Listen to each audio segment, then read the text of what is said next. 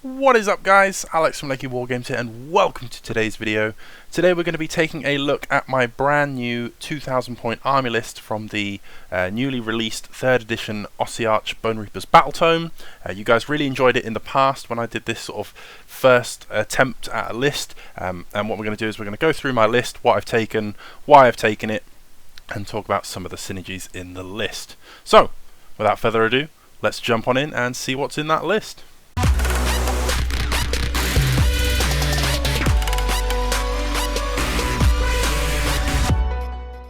Alrighty, so up on the screen you should be able to now see the 2000 point list that I am planning on running. If you guys follow me on Instagram or Facebook at all, links are in the description below if you wish to follow my socials. You'll see that I'm working away on this currently at the moment. I needed a few of the newer parts and some of the units to build and paint, but this is the list that I am currently hobbying towards. So if you wish to see the progress on the actual physical army itself, follow those links down below and you'll be able to see it coming to life. But that's not what we're here for today on YouTube. We are going to be going through this list and picking it apart. Just a little thing to say at the start, this is technically my second list. I had not a completely different list, it was just a shuffle round of the heroes. So I'm going to actually go over both of them today. I'm going to go over the first list I'm going to go over is the one that I'm building towards. And is the one that I'm going to be running out of the gate, seeing how it goes, build up some feedback, see how it gets on, and we will go from there. But I'm also, just after we've been through this list, I'm going to go through the alternate version, which is just 2 heroes changed, 2 heroes and a few spells, just moving some points around, but they play amazingly, considering it's only 2 units and a few spells, it plays very, very differently. So, what I'm going to do is I'm going to quickly read through all of the list for you guys first, and then we're going to come back and pick this list apart. So the faction we're playing today is Ossiarch Bonereapers. The subfaction I've taken for this list is Null Myriad. My grand strategy is Creation and Termination, and the triumph is Bloodthirsty. We have 4 heroes in this list, starting off with Catacross, the Mortarch of the Necropolis himself. We have 3 Mortisans. We have 1 Boneshaper, who is our general. His command trait is the Aura of Sterility. His artifact is the Artisan's Key. His spell is Empower Nadirite Weapons, and this general's handbook only. His aspect of the champion is Fueled by Ghurish Rage. We have a Mortisan Ossifector, who's the new hero that came out with the battletome. His artifact also, spoiler alert, we are running a command entourage, hence why we have double artifacts, but he's carrying the Gothizzar Cartouche, and his spell is the Reinforced Constructs. Our last hero in this list is a Mortisan Soulmason, and his spell is Levitate. We've got 3 BATTLELINE as well, in the form of 20 Mortek Guard. We have 6 Immortis Guard who become BATTLELINE because we have a Mortisan General, and I have 5 Catacross Death Riders. Our other units that aren't BATTLELINE are a Gothizzar Harvester, and we have a Bone Tithe Shrieker and a spell. There's 2 battalions that make up this list, and one that we spoke about earlier was the Command Entourage. It's the Magnificent variant, so that means that we get to take the 2 artifacts. And we also have a Battle Regiment just to try and reduce some of the drops in this list for everybody else. The list total is 1970. There's 111 wounds in this list. And it comes to 4 drops in total. So we've got the 3 little heroes in the command entourage, which is the Boneshaper, the Ossifector and the Soulmason, and then Catacross, and everyone else in this list is in a 1 drop. Okay, so let's get into it. Why have I taken what I've taken? We're going to start off with the grand strategy, first of all, Creation and Termination. For those of you that aren't familiar with this grand strategy, it's from the new Ossiarch Bonereapers battletome, and it's the one that you complete it if at the end of the game you have more Mortisan heroes on the table than your opponent just has heroes in general.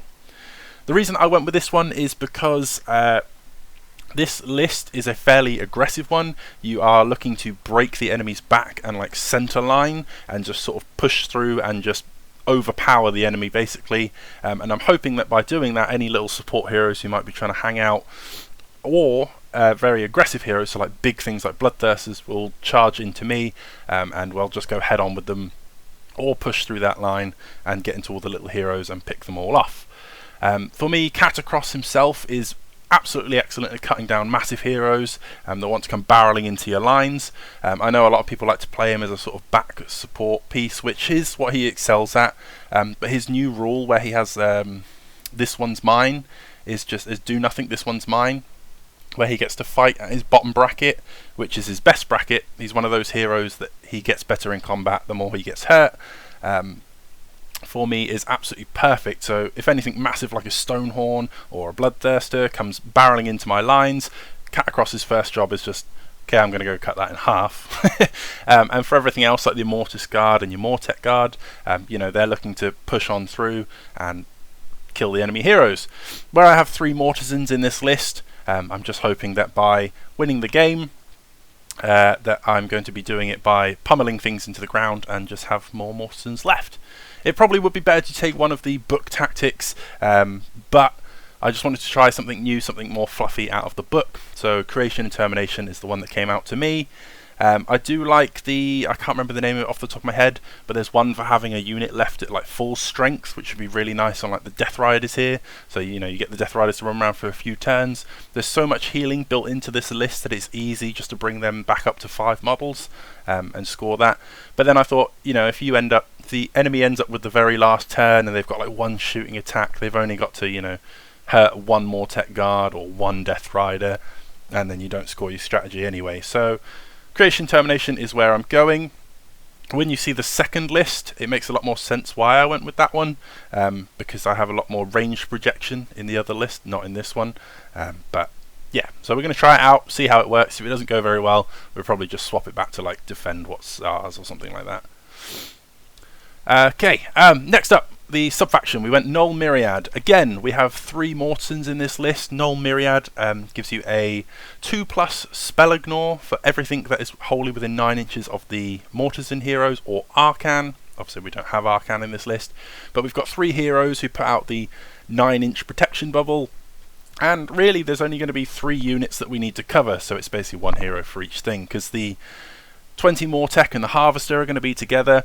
Boneshaper is going to be behind them because the Boneshaper wants to be bringing back lots of Mortek and protecting them with the command trait that he's taken. So he's covering them basically. The Ossifector is going to be looking to stay near the Immortis Guard, so he's going to be covering them. And the Soulmason is probably going to be best buddies near Catacross and just kind of floating around in general, just covering the hole wherever it needs to go. So again, this army has no ranged projection, really. There's a shooting attack on the Harvester, but it's not very anything. So we're really looking to get up in the enemy's face, punch them as hard as we can, and just go on from there. So Null Myriad for me, again, this is another one you swap it out if there's not much magic in your local meta, then it's probably not very much good to you, and you'll be better off with something like Mortis Praetorians or Crematorians. But for me, the idea behind Null Myriad is the fact that if I do come up against someone who's got really strong magic, sort of damaging magic, then it's just going to take away that sting of the range projection, because I want to be in combat with you, so the less damage I take on the way in is just always really good.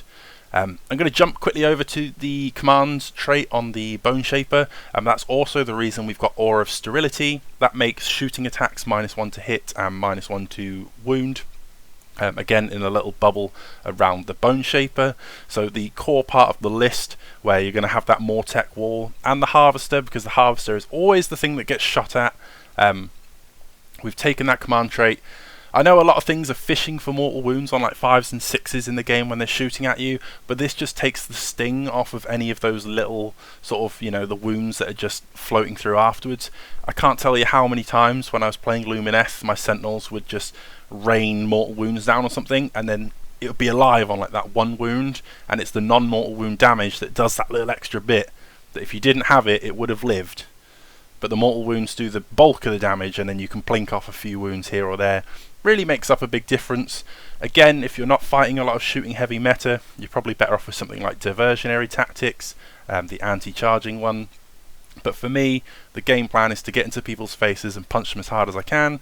I want to lose as little things to range protection as I can. So we've got ranged anti-magic, and we now have anti-ranged damage. So that's why they are both in the list as they are. While we're talking about the Boneshaper, we'll just go through the rest of the stuff that he's got. So his artifact is the Artisan's Key. I really like this one. That's the one. So in the hero phase, he picks a unit within 6 inches, and he heals 3 wounds to it. If it's a unit that doesn't have any wounds allocated to it, he can return a number of models equal to the wounds. So he can like return a full Death Rider. He can bring back 3 Mortek Guard. He could heal 3 wounds on Catacross per se.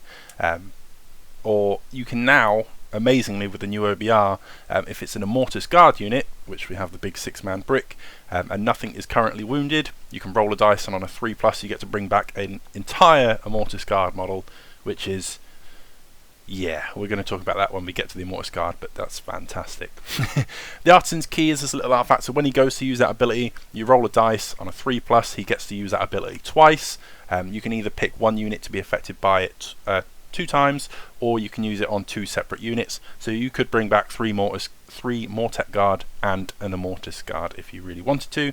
So it just puts more healing into this list, which healing wise we do have a fair amount from. So you've got the Boneshaper, who's going to guarantee you 3, then on that 3+ is going to get you another 3, and you've got Catacross himself, who can pick up to 3 units in within 24 inches and do the same sort of thing. So it's 3 wounds or return 3 models, etc, etc.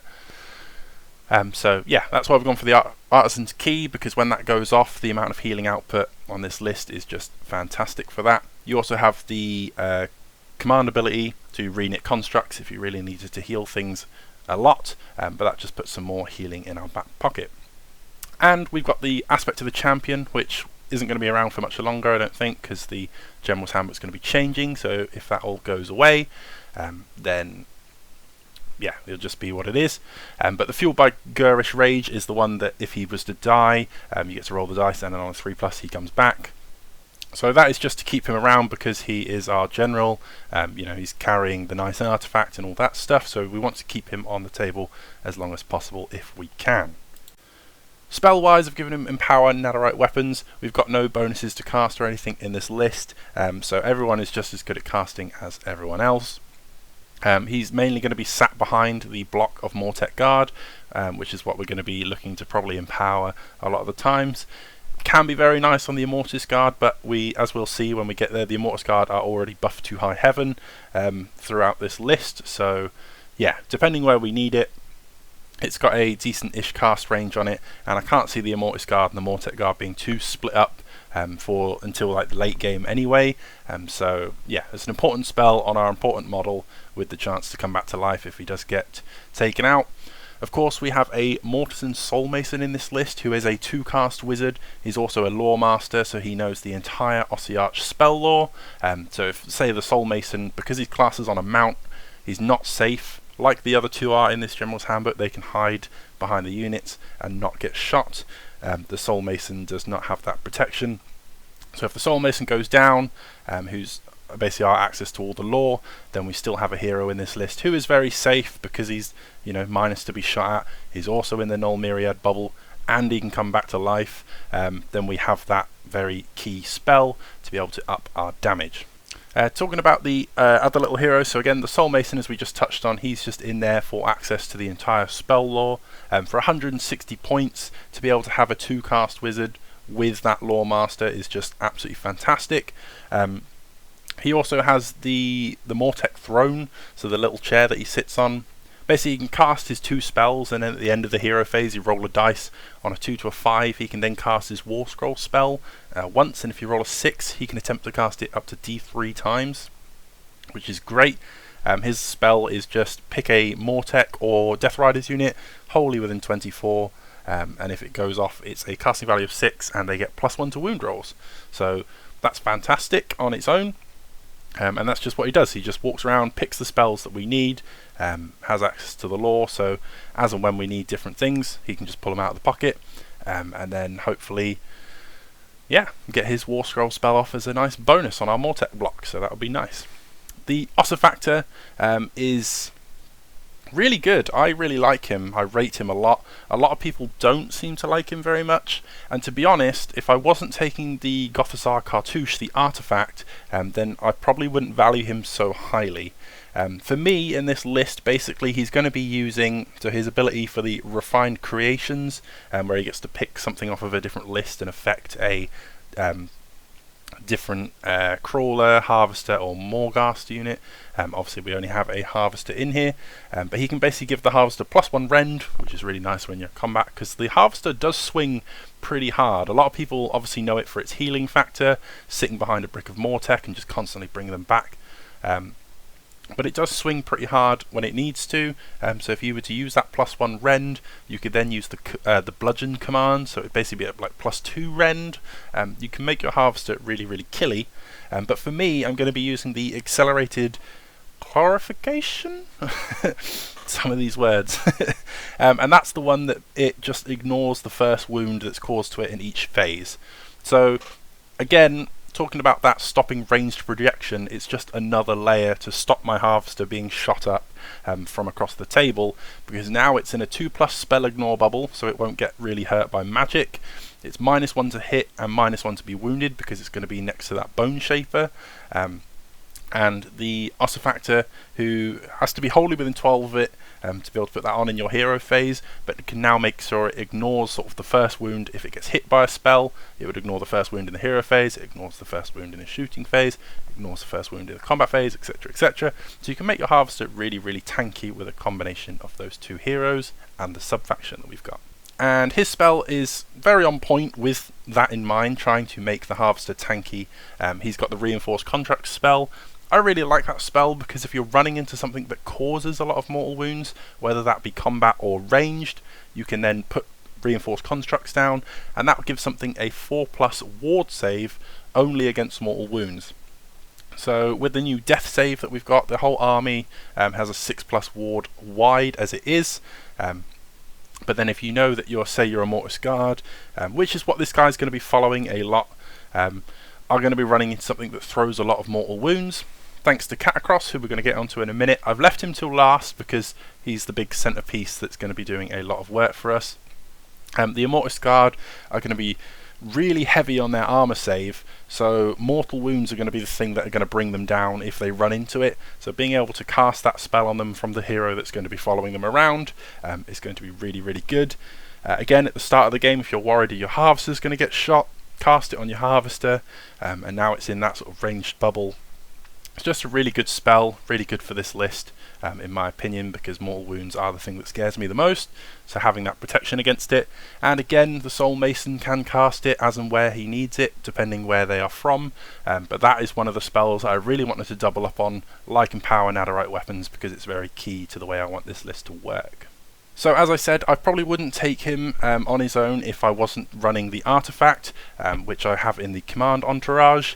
I think this is a really close one, with the Artisan's Key being sort of the first choice. This is sort of my next in line, depending on the heroes that you take, obviously, because they are locked to the hero. But the Gothizzar Cartouche is the one that gives +1 to wound rolls for units wholly within 9 inches of him, which is why he follows the Immortis Guard around. The Immortis Guard naturally wound on a 3+, so with the Ossifector now behind them, they are wounding on 2s. Obviously being within 9, so if he's buffing their wound, he's also making them spell immune, so it's just layers on layers of making a Mortis Guard absolutely awesome. And yeah, that's his job. It's just to follow the Immortis around, make them tough as anything, and just make them hit really, really hard. So with all the little heroes, I think we've gone on about them long enough now. Let's move on to Catacross. Catacross works really nicely. So the main thing in this list, all of my hammers are my Mortek and my Immortis Guard. Obviously they're really the only 2 units I have in this list. We have 5 Death Riders who are just going to sort of float around, secure that easy battle tactic out of the book for like charging something, fighting it, not dying, not killing something. That's quite a nice one to have, and being able to go out onto a flank, because they're the sort of only fast movers in this list. Everything else is relatively slow without spending a ton of command points to boost their movement. But the Death Riders are going to be the one that can go out, capture something early, move off to a flank, get behind the enemy, take out a little hero, because we're aiming for that creation termination. They're not really there to be in the front line. So we're going to be looking at the 20 brick of guard and the 6 brick of Immortis, sort of our hammers and our anvils, and Catacross just sends them to that next level. So if we just look at the Immortis Guard to start with, which is one of the things that he's going to be buffing, the Immortis Guard are 5 wounds each with a 3+ save. They have 3 attacks which hit on a 3, wound on a 3, are -2 rend and do 2 damage. With the Gothizzar Cartouche behind them, they are going to be wounding on 2s, so they have 3 attacks, 3s, 2s, -2, 2, and Catacross gives everybody in a big 24-inch bubble, provided he's not in combat, because he can't be within 3 inches of an enemy when he uses this in the hero phase, but he gives everybody within 24 inches +1 to save and +1 to hit. So that now makes our Immortis Guard 2+ to save, 3 attacks, hitting on 2s, wounding on 2s, -2 rend, and 2 damage. Obviously Catacross has given that to everything else, so the Mortek Guard are now on a 3+ save, and they're hitting on 2s. The Death Riders become a 3+ save, they're now hitting on 2s. The Harvester becomes a 3+ save, he's now hitting on 2s. It's just, yeah, it just sends this whole list into that next level of just, as long as I don't roll a 1, I'm going to hurt you, is kind of the thing that we're going for. I spoke about it a bit earlier in the list as well, that one of the things you want to be doing with this army is with creation and terminations, we're going to go hero hunting. So basically Catacross is going to stand behind the army and just go, yeah, I'm going to make all of you guys ballers, I'm going to make all of you value for money, you guys are now all going to hit like trucks, especially the Immortis Guard. And then he's just going to sort of do his thing where he can make an enemy unit. He just picks an enemy unit, makes it -1 to hit, which is massive. So it's a sort of like, I make my guys hit harder, I'm going to make you hit like nothing, or make you spend a command point to, you know, do that kind of thing. He can issue the command point anywhere on the table as well, so if the Death Riders were to run off, get into trouble on a flank, then we can use like the retreat and charge kind of thing, get them out of there, bring them back safely. He just does so much for this list, as Catacross does. But the other thing that I really like him for is the hero hunting element. So again, as well as mortal wounds, things that are really scary to this list are like massive heroes that are just going to plow through your troops like they're not even there. And Catacross can just kind of stand behind them and be like, go on then, do it. Because I'm going to make this list super tough, I'm going to heal everything back, hopefully, and then I'm just going to counterpunch your big guy in the face with my big guy. So yeah. That's what Catacross is there for, to just, you know, between him and the Ossifector, we are making those Immortis Guard absolutely insane, and then he's going to go big hero hunting. Of course, we have to be able to use that ability for the +1 hit and save before we get into combat, because once he's in combat he then can't cast it, but it's not the worst thing in the world, because then you can just switch to using your +1 attack command ability instead, the Endless Duty instead of the Supreme Lord one. But yeah, that's what he's doing. He's just making those Immortis Guard 2+ to save, 2+ to hit. The Ossifector's making them 2+ to wound. The other thing you got to remember with the Guard as well is that not only is that a very tasty stat line as it is, but then depending what you need, if you've cast reinforced constructs on them, you're probably not going to use the one to buff your ward save, because, you know, now you're a 2+, 6+, and then if you get hit by mortal wounds, you just become like a 4+. These guys are 5 wounds each as well, so 6 of them is still a 30 wound block, so that is absolutely tough as nails to get through. 30 wounds on a 2+, 6+. Yeah, that's a lot. And then to be able to bring them back as well, so Catacross, you know, healing them, Boneshaper, if he gets nearby, he can, you know, try and double tap heals on them. I'm just going to bring them back very nicely. But they also have the Crushing Assault ability. So that means that they get to fight twice in a turn. So not only is that unit like 18 attacks on 2s and 2s -2, 2 damage, but now they can do that, they can fight twice, or if you're fighting something that's really, really tough, you use Bludgeon, make them Rend 3 instead. So yeah, sure, I'm not fighting twice, but now I'm just Rend 3. There's just so much choice to be able to turn that Immortis Guard, which is a very tanky unit, into a very, very killer unit. And at, you know, 200 points for 3 of them, that 6-man block at 400 points. I just absolutely love what they're going to be able to do, and I will be amazed if these guys stay at 200 points. Like when when the new GHB comes out and they probably fiddle with all the points, and you know OBR will be in that, I will be amazed if these guys stay at 200 points. They are so efficient, and with Catacross in the list and the Ossifector, like, that's a lot of stuff for 400 points. That's going to be pulling a lot of weight, but that's what this whole list is written around, is just making those Immortis Guard absolutely terrifying and hopefully punching holes in whatever they decide to go after, while simultaneously being very hard to remove, and being able to heal them back is very, very nice. To be amiss with the rest of the list, we've got obviously 20 Mortek Guard backed up by a Harvester. Very, very common. You see that in a lot of OBR lists. Their job is to go up center field, main point, main objective that needs to be held down, and just do the thing of sitting 20 guard on there with a Harvester and just going, kill me if you can. Obviously Catacross is going to be buffing them up to like a 3+ save naturally. They're going to be hitting very hard. Hopefully if the Soulmason goes off as well, they're going to be just like the Immortis Guard. Catacross is going to give them +1 to hit, and then the Soulmason is going to give them +1 to wound. So they're now 2 attacks, hitting on 2s, wounding on 3s. And then depending where the Empower Nadirite weapons goes, we can either make those Immortis Guard now have exploding 5s, so not only are they like 2s and 2s, dealing just buttloads of damage, but they can be exploding 5s, or the Mortek Guard can be exploding 5s, depending as and where you need it. But yeah, they just sit there with the Harvester on the most valuable objective and just sort of do a whole come and get me if you can type deal. And yeah, the Harvester's job is to do exactly that. Just back up the Mortek Guard, make sure that they are getting that lovely after death chance to come back. So if for those of you that aren't familiar, the Harvester, when a model dies near it, you roll a dice, and on a 4+, depending how many wounds it had, you can then heal to a different unit within 6. But with the Mortek, it's basically every time they die, you roll a dice. On a 4+, you get to bring that Mortek Guard back. So with the Mortek Guard and Catacross's buff up, they're basically a 3+ save with a 6+ ward, and if they do die, then you roll a dice, and on a 4+, it comes back again anyway. So yeah, absolutely pain to remove 20 Mortek Guard with the Harvester, so that's why a lot of people go for the Harvester first. It's very easy to shoot the Harvester down because the Harvester will literally sit behind the Mortek wall, so getting into combat with it isn't always easy. But then when the Harvester needs to, it will just come around the side and pummel someone, because it's very, very fighty itself. And yeah, if we end up into a fight where it's sort of all straight down the middle, the Ossifector comes in nearby again, we can do that trick with the Rend. So you can basically make the Harvester's main attacks are 6 attacks, 3s and 3s, -2, 2 damage. But if he was to be buffed by the Ossifector for the ossified barbs, and you used a bludgeon, you can make those 6 attacks Rend 4, and that is a very big punchy monster of awesomeness. And of course he is actually a monster himself, keyworded, so monstrous actions. So if you need to roar or something onto an enemy unit, you have that in your back pocket.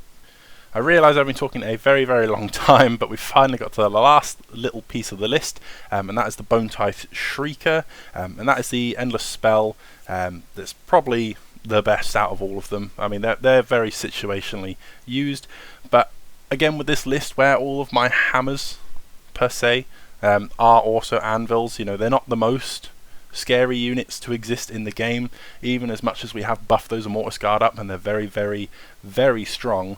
They aren't exactly the most killing proficient unit in the game, but that's why we've got the Bonetithe Shrieker. Hopefully get that out there, because it makes enemy units that are within 12 inches not be able to use Inspiring Presence. So if we end up rocking up into a big horde unit, hopefully the Immortis Guard, if they don't wipe anything out, will just cause enough damage to then battle shock the rest of them off. Or even if it's a smaller elite unit, that's even more value. So if you're fighting something like Blight Kings, every time you can make a Blight King run away, if it's like a 10-man unit and you can only kill sort of 4 or 5 of them, you know, which is very impressive to do, then being able to make another sort of 2 or 3 or anything like that run away is absolutely huge. But it also, as everyone has already pointed out with the Bonetithe Shrieker, makes the enemies -1 ward rolls to enemy units within 12 inches of this spell. This list does suffer a little bit from, it hits very hard, and it's able to boost its Rend to a very good rate, so enemies with high armor aren't exactly too much of a challenge. You do have to be a bit careful where you go, but you can either bog them down with the weighted dice from your exploding Nadirite weapons, or something like with the Harvester, you can buff the Rend really high and just take down high armor, but we don't deal really any mortal wounds at all outside of sort of arcane bolt being thrown. So yeah, things with a decent ward save or anything like that will be really hard for this unit, this army to deal with. So having the no escape off the Bonetise Shrieker to make them -1 to wards is great. Even a 6+ ward, as we as Death players know, is very useful. To being able to strip down a 6+ to nothing or a 5+ down to a 6+ makes it half as effective is absolute value for money.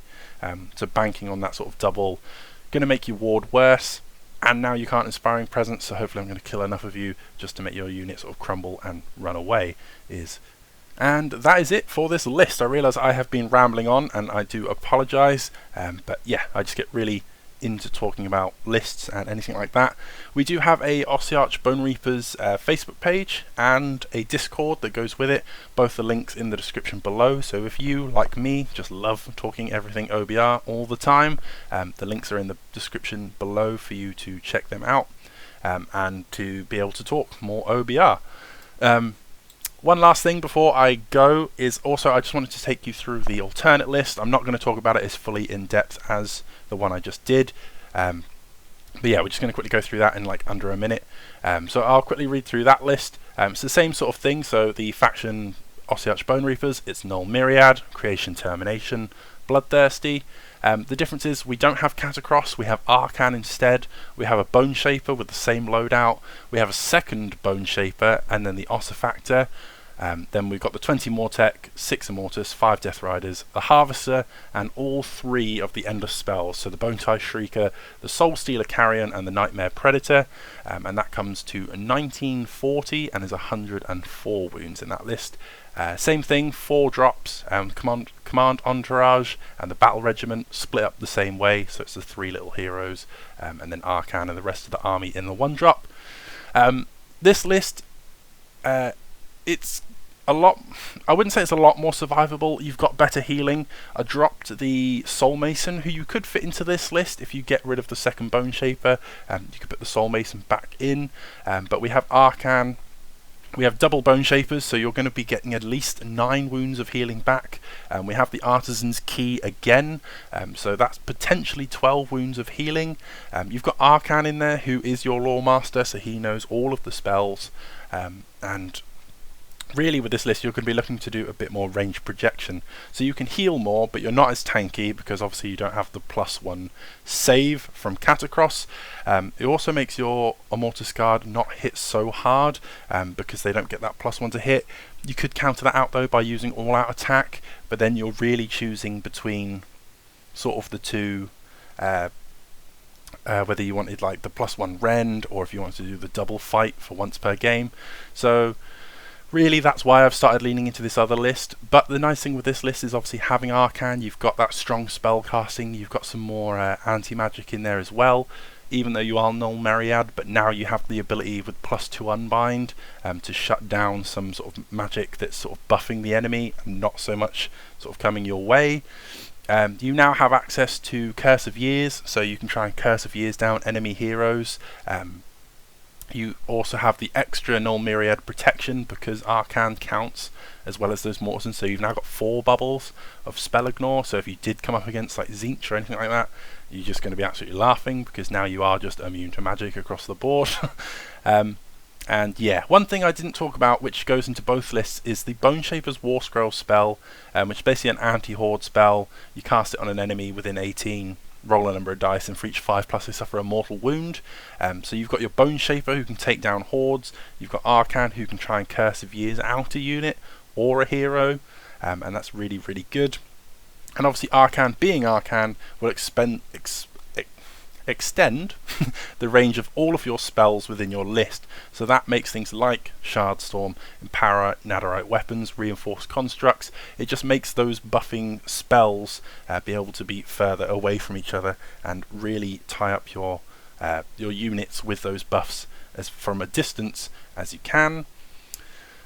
The Carrion in this list is a very cool spell. I like this a lot. I really want it in my other list with Catacross, but the points are just a bit tight, so we'll see what happens as the points sort of adjust. A lot of this book does feel very expensive. The Guard are the one thing that feels super cheap to me, so it'll probably work out, the list will be about the same in, like, you know, however many months time it takes for them to change that all up, because the Guard will go up, other things will go down by like 10 points, the Guard will go up by like 20-30 points, so everything will probably work out about where it is, but hopefully we can sort of squeeze in that extra spell, because the Carrion is the one that makes enemy models with a wounds characteristic of 1 or 2 within 6 inches of that model are not able to contest objectives. So in a list like this where you have 6 Immortis Guard who are buffed up and really scary, now you can basically deny the enemy from taking an objective. You can walk your Immortis up on there, punch them in the face, and even if there is still, you know, 10 guys alive, then you're still taking the objective off of them. So that's really, really big. But yeah, that was sort of my first thing of it. And then I recently went out and brought myself a Catacross because I really love the new War Scroll that he has. It's so much simpler, easier to use. I did a video of my first impressions on the book, and that was one of my big positives, was Catacross's cleanup of his War Scroll. And I can have a lot of fun playing with him because it was all Arcan, all the other book. I still think Arcan is really, really strong. I think, you know, competitive wise, it's tough to choose between the two, but you really have to write a list depending which one you want to take, or potentially squeeze both in. I can see play for that as well. But yeah, I've been talking a very, very long time, so I'm going to wrap this up now. But that is my main list, the Catacross one, the one that we've been talking about for majority of this video. And yeah, it's going to be a lot of fun taking those Immortis Guard, turning them into sort of the next level epitome of scary, and just throwing them at people and seeing how we get on. I wouldn't say that these lists are sort of the be-all end-all competitive, but for me it's just going to be having fun, rolling dice, using some of the models that I really, really love from this range, and seeing where it ends up. And yeah, I'll probably do a follow-up video, like I said, on my socials. If you follow those, you can see me putting this army and hobbying it all together. And then what I'm going to do is yeah, I'll check back in and we'll see how we get on with this list in maybe like a month's time or something like that. We'll see how we're getting on. So, thank you very much for watching, guys. As always, stay safe. Happy wargaming. Psst. Hey you! Did you know that Lakey Wargames now has an official eBay store? You can buy yourself all kinds of pre-painted and new on sprue hobby goodness and support the channel at the same time. There's a link in the description below if you want to check it out. I'd greatly appreciate it. And it's a fantastic way to support the channel. Okay, see you in the next one.